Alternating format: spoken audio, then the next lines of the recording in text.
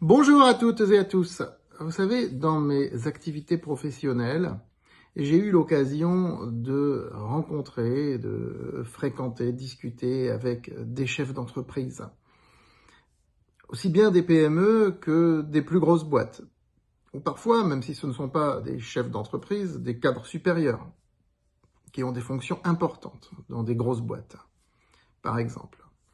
Voilà, ça c'est lorsque je rencontre des sociétés par rapport aux boîtes que j'étudie sur France Bourse, mais aussi en tant qu'éditeur avec JDH Éditions, nous avons tout un pôle livres d'entreprise. J'ai pu éditer des livres de grosses boîtes françaises ou européennes, et même de boîtes plus modestes aussi.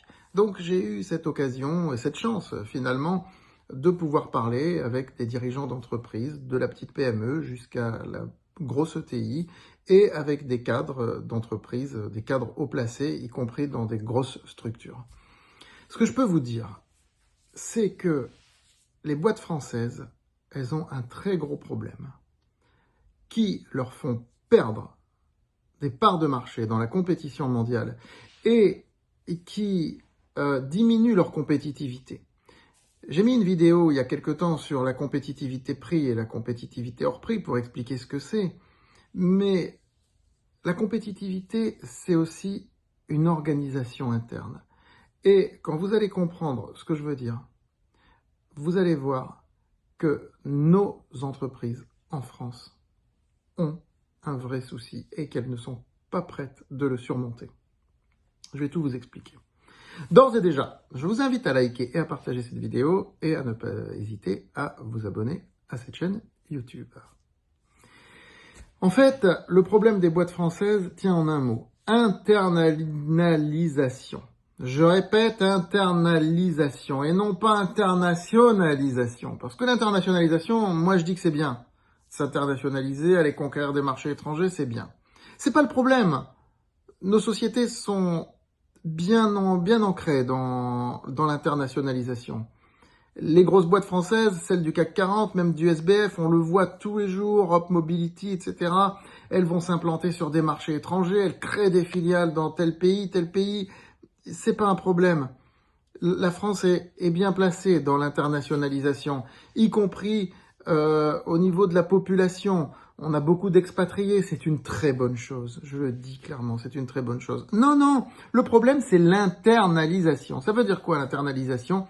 Ça veut dire une volonté des sociétés françaises de faire appel à des compétences internes, donc d'internaliser, d'éviter les prestataires externes. Parce que les prestataires externes, on ne les contrôle pas, on ne les maîtrise pas. Donc, ça peut déranger, ça peut poser des problèmes, y compris au niveau des salariés, qui vont dire « Oui, mais pourquoi vous faites appel à des prestataires externes alors que vous pouvez embaucher ?»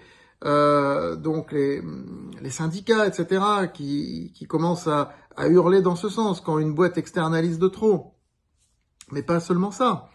Il y a aussi le fait que les grands groupes français veulent garder le contrôle des individus. En Allemagne, les boîtes internalisent aussi beaucoup pour contrôler le process. En France, c'est plus pour contrôler les individus. Parce que l'externalité fait peur. L'électron libre fait peur. Le hors-norme fait peur. Le hors-système fait peur. Et ça, eh bien, ça freine la créativité. Ça freine les processus décisionnels. Et ça génère une perte de compétitivité par rapport aux boîtes américaines, parce qu'aux États-Unis, c'est tout l'inverse. Aux États-Unis, vous prenez Tesla, vous prenez Apple, vous prenez Google, ils font énormément appel à des prestataires externes. Le prestataire externe est efficace. Le prestataire externe, souvent, il va coûter moins cher qu'un salarié qu'on doit garder des années, ou qu'on va finir par licencier, qui va attaquer en justice, qui va demander des indemnités, etc. Le prestataire externe, il amène une créativité. Il n'a certes pas la culture de l'entreprise, mais nous ne sommes plus à l'époque de la culture d'entreprise, très franchement, c'est un sociologue qui vous le dit. Nous ne sommes plus à cette époque-là. Nous sommes à l'époque de l'intelligence artificielle, nous sommes à l'époque de la créativité, nous sommes à l'époque où il faut être productif, où il faut produire le plus possible en le moins de temps possible pour rester compétitif, avec des marges qui sont toujours de plus en plus tirées vers le bas. Ça devient indispensable. Et les boîtes françaises ont du mal à faire ça, alors que les boîtes américaines le font tout le temps. C'est ce qui explique qu'elles font des meilleures marges. Et donc qu'elles sont mieux valorisées en bourse. Bah forcément.